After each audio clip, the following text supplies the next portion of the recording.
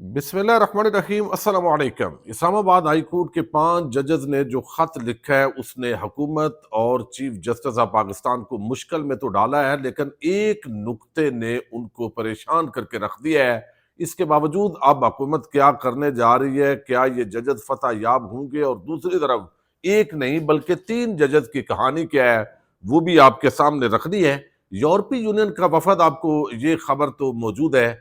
کہ جس طرح انہوں نے chief of army staff, chief justice of Pakistan, وزیر اعظم سے ملاقات کی، جی ایس پی پلس سٹیٹس کے حوالے سے ان کو خبردار کیا، لیکن جو اعلامیہ جاری کیا گیا ہے اس نے مزید حکومت کے لیے خطرے کی گھنٹی بجائی ہے۔ اس کی کچھ تفصیل آپ کے سامنے رکھنی ہے۔ آئی ایس پی آر، جس طرح آپ کو علم ہے کہ پاک فوج کا تعلقات عامہ کا ادارہ ہے اور میڈیا کو یہ ڈیل کرتا ہے، جس طرح عمران خان تحریک انصاف کے ساتھ پاکستان کی عوام کھڑی ہے، تو ایک اپنا جو نقطہ نظر ہے وہ بیان کرنے کے لیے وہاں مختلف طبقہ ہائے زندگی سے تعلق رکھنے والے جو لوگ ہیں ان کو دعوت دی جاتی ہے۔ مولویوں کی وہاں پر انٹری ہوئی ہے، بڑی دبنگ انٹری، اور جو دلائل دیے ہیں وہ آئی ایس پی آر کو نئے دلائل جو ہے وہ مولوی صاحب نے پیش کیے ہیں، اس پہ بھی بات کریں گے۔ امید ہے ویڈیو آپ سماعت کریں گے اور ہمیشہ کی طرح اپنے قیمتی فیڈ بیک سے ضرور آگاہ کریں گے۔ عموماً ایسا ہوتا ہے کہ پاکستان کے اندر چونکہ جو رول ہے وہ ہمیشہ سے اسٹیبلشمنٹ رہا ہے، تو فنکار ہوں، گلوکار ہوں، کرکٹرز ہوں، یا پھر آپ دیکھیں کہ وکلاء ہوں، ججز ہوں، سیاستدان ہوں، مختلف جو طبقہ ہے زندگی سے تعلق رکھنے والے لوگ ہیں، بے شک وہ صحافی ہوں، تو اسٹیبلشمنٹ اپنا نقطہ نظر ان کے سامنے رکھتی ہے، اور طاقت کا سرچشمہ بھی اس وقت چونکہ عوام نہیں ہے کبھی رہی، تو اسٹیبلشمنٹ ہی رہی ہے، تو عموماً وہ اپنے مقصد کے اندر کامیاب ہو جاتے ہیں۔ لیکن مولوی صاحب وہاں ایک لگتا ہے کہ خاص جو مکتبہ فکر ہے یا مختلف لوگوں کو مختلف مکاتب فکر سے وہ انوائٹ کیا گیا تھا، اور یہ لگتا ہے کچھ عرصہ شاید پرانی کوئی ویڈیو ہے، لیکن ہو سکتا ہے نہیں ہو۔ اس کے اندر جو ہے وہ ایک بڑا عام نکتہ ہے، آئی ایس پی آر کے ڈی جی صاحب سامنے بیٹھے ہیں، مولوی حضرات ان کے سامنے جلوہ افروز ہیں، اور لازمی بات ہے انہوں نے اپنا نریٹو بتایا ہوگا کہ کس طرح یہ فتنہ خوارج کیا ہے، یہ جو اس وقت سیاسی کشمکش ہے، یہ 9 مئی کو کس طرح حملہ کیا، اور حملے کے بعد جو ہوتا ہے کہ فوج کو کمزور کرنے کا مطلب یہ ہے کہ جو دشمن ہے اس کے ایجنڈے کے ساتھ دانستہ یا دانستہ کھیلا جاتا ہے۔ یہی سارا جو چورن ہے وہ ہمیشہ سے بنایا جاتا ہے، اور اپنے جو مولوی صاحب نے ان کو دلیل دی ہے وہ تو اب مولوی صاحب کو پرماننٹ بھرتی کر لینا چاہیے، چونکہ اس طرح کے جو دلائل ہیں ان کے وہ تو ضروری ہوتے ہیں۔ انہوں نے کہا کہ حضور نبی اکرم صلی اللہ علیہ وسلم کے سامنے بھی اس طرح کی صورتحال تھی، پھر پراپیگنڈا ہوتا تھا، پھر 4 لوگوں کی ڈیوٹی لگائی اور وہ آئی ایس پی آر بنایا اپنا، تو وہ اصل تو سمبولکلی سمجھا رہے ہیں اس طریقے سے۔ لیکن افسوس ہوتا ہے اس مذہبی طبقے پر یا اس طرح کے جتنے بھی لوگ ہوتے ہیں، وہ بھئی جس طریقے سے پرامن شہریوں کو جس طرح نشانہ بنایا گیا، جس طرح پچھلے 2-3 سالوں کے اندر ظلم و ستم کے پہاڑ توڑے جا رہے ہیں، کاش آپ اس پہ بھی کوئی لب کشائی کریں اور بتائیں ڈی جی صاحب کو کہ جناب انگلیاں آپ کی طرف اٹھ رہی ہیں، اور یہ تو آپ فوج اور عوام کے اندر جو دوریاں پیدا ہوئی ہیں اس کے اندر آپ کا کیا کردار ہے، اور اس معاملے کو آپ حل کریں، چونکہ آپ اس ریاست پاکستان کے ملازم ہیں اور آپ تنخواہ لیتے ہیں اس ٹیکس پیئر پاکستانی عوام سے جن کی اکثریت نے تحریک انصاف کو ووٹ دیا ہے۔ تو معاملات اگر کوئی حق کی آواز بلند کرنے والے چند لوگ ہوں تو وہ سمجھائیں تو، لیکن یہ ہے کہ خوشامدی لوگوں کے ٹولے وہ مل جاتے ہوتے ہیں، اور پھر وہ مزید ہوا بھرتے ہیں، اور اس سے مزید جو شے ملتی ہے معاملات جو ہے وہ بہتر ہونے کی بجائے خرابی ہوتی ہے۔ تو یہ بڑا افسوسناک جو مولوی صاحب ہیں انہوں نے کردار کیا ہے جو گفتگو سامنے آئی ہے۔ اچھا، اب جو اسلام آباد ہائی کورٹ کے ججز ہیں نا، جسٹس منصور علی شاہ تو لگتا ہے اس معاملے کے اندر حرکت نہیں کریں گے، وہ اپنے جو چیزیں ہیں ان کے اندر پڑے ہوئے ہیں، لیکن خبر یہ ہے کہ بھئی ایک جج نہیں آ رہا، 3 جج آ رہے ہیں۔ ایک جج کی تو رہائش وغیرہ تیار ہو گئی ہے، اور وہ جو سارا معاملہ ہے آج یہ جو ہے وہ محمد اشفاق صاحب کی دنیا اخبار روزنامہ دنیا پر خبر ہے بڑی تفصیل کے ساتھ، اور خبر یہ ہے کہ لاہور ہائی کورٹ سے جسٹس سردار محمد سرفراز ڈوگر کا نام فائنل، چیف جسٹس کا عہدہ بھی سنبھالیں گے، مشاورت مکمل، بلوچستان اور سندھ سے نام جلد فائنل کیے جانے کا امکان، دوسری ہائی کورٹ سے جج نہ لائے، چیف جسٹس بھی 3 سینئر ججز سے بنایا جائے۔ اب یہ تو اسلام آباد ہائی کورٹ کے اندر جو ہے اس خط کا ذکر ہے۔ اب اس کے اندر لکھا گیا ہے کہ ہائی کورٹ میں 3 صوبوں کی ہائی کورٹ سے ایک ایک جج کو ٹرانسفر کرنے کا حتمی فیصلہ کر لیا گیا، اس کا نوٹیفکیشن جلد جاری ہونے کا امکان ہے، جس کے بعد اسلام آباد ہائی کورٹ میں ججز کی تعداد 10 سے بڑھا کر 13 ہو جائے گی۔ اسلام آباد میں اعلیٰ سطح کے اجلاس میں 3 صوبوں کی ہائی کورٹ سے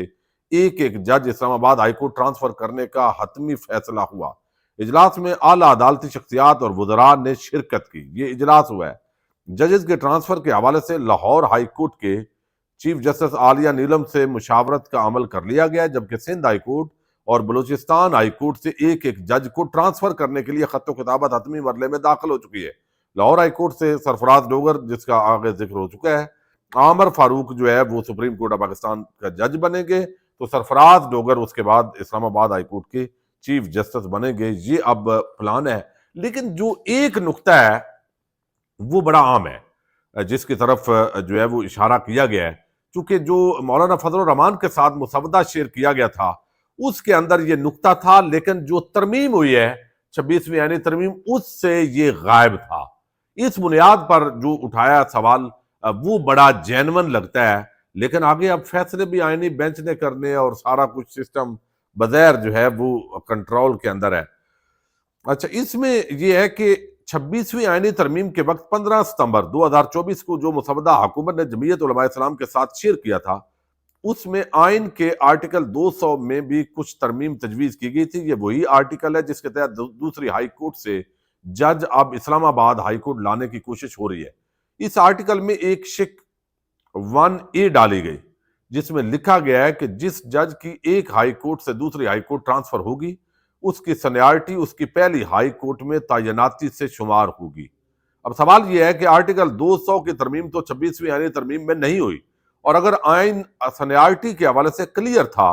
تو 1A شک کی ترمیم کی تجویز ضرورت کیا تھی؟ جب یہ ترمیم نہیں تو اس کے باوجود کیسے دوسری ہائی کورٹ سے آنے والے جج کی سینیارٹی اس کی پہلی ہائی کورٹ میں تعیناتی شمار ہوگی؟ ان حقائق کو دیکھا جائے تو یہ بہت بڑا قانونی سوال ہے، جس کا وزیر قانون اعظم نذیر تارڑ، اٹارنی جنرل فاروق ایچ نائک سمیت سب کو معلوم ہے، لیکن اس کے باوجود یہ ٹرانسفر کرنے کی کوشش میں ہے۔ 5 ججز نے اپنے خط میں بھی یہ ذکر کیا ہے۔ اب اگر ان عام قانونی سوالات کے باوجود بھی یہ ٹرانسفر ہو بھی گئی تو یہ قانونی جنگ جو ہے وہ شروع ہوگی۔ یہ ثاقب بشیر صاحب نے جو کورٹ رپورٹر ہیں اسلام آباد ہائی کورٹ کے سینئر، انہوں نے اس پوری جو معاملہ ہے وہ رکھا ہے۔ تو اب یہ نقطہ جو ہے نا، یہ اس سارے معاملے کے اندر انتہائی اہمیت کا حامل ہے۔ اب دوسری جو انتہائی جو بڑی خبر ہے نا، وہ یہ ہے کہ آپ دیکھیے کہ اس وقت پاکستان پابندیوں کے دہانے پہ ہے۔ پہلے ہی معیشت کے حالات خراب ہیں، ایکسپورٹ ہو نہیں رہی، سرمایہ کاری آ نہیں رہی، بلند بانگ دعوے ہیں، SIFC بنا دی، یہ ہو جائے گا وہ ہو جائے گا، یہ سب کو پتہ ہے۔ یہ اب نقصان ہو رہا ہے پاکستان کا۔ دوسری طرف یہ ہے کہ پیٹرول بڑھا دو، ڈیزل بڑھا دو، اور پھر صرف بلند بانگ دعوے کرو، اور مریم نواز جو ہے وہ زبردست پرفارمنس دے رہی ہے، ٹک ٹاک کی ویڈیوز دیکھیں، اور منفی خبر نہیں دینی ورنہ پیکا آپ پہ لگ جائے گا، اور یہ چیزیں واضح طور پہ کہ پاکستان کے حوالے سے منفی خبریں آ رہی ہیں تو ہم نے اس کو مثبت کرنا ہے، کرتوت صحیح نہیں کرنے، یہ طے کر لیا گیا، شاید کرتوت صحیح نہیں کرنے، بس لوگوں کو صحیح کرنا ہے ڈنڈے کے ذریعے۔ تو یہ چیز اب GSP پلس جو سٹیٹس ہے، ایک تو انہوں نے بتایا کہ ملاقات ہوئی آرمی چیف سے، چیف جسٹس آف پاکستان سے، اور غالباً صدر اور وزیر اعظم سے بھی۔ اب اس کا اعلامیہ آفیشل جاری کر دیا گیا ہے کہ اگر GSP پلس سٹیٹس رکھنا ہے بھائی تو پھر آپ کو یہ کرنا پڑے گا۔ اب یہ خبر آج بڑی جو ہے وہ اعلامیہ کی تفصیل کے ساتھ آئی ہوئی ہے، اور کہا گیا کہ یورپی یونین نے پاکستان کو یاد دلایا ہے کہ generalized scheme of preferences plus, جس کو GSP پلس بولتے ہیں، کے تحت پاکستان کو حاصل ہونے والے تجارتی ثمرات کا انحصار انسانی حقوق سمیت مسائل کی فہرست سے نمٹنے میں ہونے والی پیش رفت پر ہے، اور ٹھوس اصلاحات ضروری ہیں۔ یورپی یونین پاکستان کا دوسرا سب سے بڑا تجارتی شراکت دار ہے۔ جی ایس پی پلس سٹیٹس کے ساتھ پاکستان کو یورپی برآمدات پر ڈیوٹی فری یا کم از کم ڈیوٹی سے لطف اندوز ہونے کی اجازت دیتا ہے۔ تاہم یہ سکیم اس بات سے مشروط ہے کہ فائدہ اٹھانے والے ممالک انسانی اور مزدوروں کے حقوق، ماحولیاتی تحفظ، آب و ہوا کی تبدیلی اور گڈ گورننس سے متعلق 27 بین الاقوامی کنونشن پر عمل درآمد میں ٹھوس پیش رفت کا مظاہرہ کریں۔ پھر نمائندہ خصوصی نے جو وزیر خارجہ سے ملاقات کی ہے اور چیف جسٹس یحییٰ افریدی سمیت عام شخصیات سے ملاقاتیں ہوئی، جن میں عدلیہ کی خود مختاری کو مستحکم دیکھنے، انسانی حقوق کمیشن کی خود مختاری برقرار رکھنے پر زور دیا گیا۔ اسلام آباد میں یورپی یونین کے خصوصی نمائندہ برائے انسانی حقوق اولوف سکوف نے پاکستان کا ایک ہفتے مشتمل دورہ کیا ہے، جس کا مقصد پاکستان سے انسانی اور مزدوروں کے حقوق سے متعلق امور پر بات چیت کرنا، جی ایس پی پلس صدارتی اسکیم کے تحت جاری جائزے سمیت ان سے نمٹنے کے لیے پاکستان کے منصوبوں پر تبادلہ خیال کرنا تھا۔ دورے کے اختتام پر جمعے کے روز ہونے والے جو بیان انہوں نے دیا ہے، اس کے مطابق انہوں نے کہا کہ شہریوں کے خلاف مقدمات کی پیروی کے لیے فوجی عدالتوں کا استعمال نہ کیا جائے۔ پھر انہوں نے کہا ہے کہ آزادی ادارے رائے کو محدود کرنے کے حالیہ اقدامات کی مخالفت کرتے ہیں۔ جیسا کہ ہم موجودہ مانیٹرنگ سائیکل کے وسط مدتی دور کی طرف بڑھ رہے ہیں، ہم پاکستان کی حوصلہ افزائی کرتے ہیں کہ وہ آئندہ نئے جی ایس پی پلس ریگولیشن کے تحت دوبارہ درخواست دینے کی تیاری کرتے ہوئے اپنی اصلاحات کی راہ پر گامزن ہوگا۔ یعنی یہ واضح کر دیا گیا، اور اس میں ایک قانون رسالت جو تحفظ ناموس رسالت ہے، اس کا بھی انہوں نے ریزرویشن کا اظہار کیا ہے۔ پھر احمدی،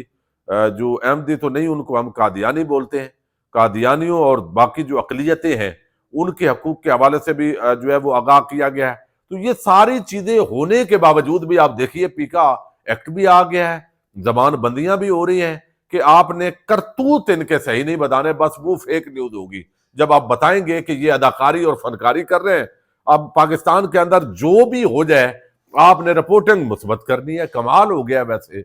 تاکہ جو ٹک ٹاک پر ان کے کرتوت آ رہے ہیں، جو فیس بک پر، یوٹیوب پر، انسٹا پر یا باقی پلیٹ فارمز پر، تو وہ کرتوت ان کے نہ ہیں۔ تو یہ اب اس طریقے سے لوگوں کو اٹھایا جائے، اپیل کا حق بھی نہ دیا جائے، اور پھر من پسند ایک دو صحافی بھی اس کے اندر رکھ دیے جائیں اتھارٹی میں، جیسے ابصار عالم ٹائپ، اور سارے وہ اپنے لوگ جو ہوتے ہیں، جیسے پی ٹی وی کے اندر بھرتیاں کی گئی ہیں۔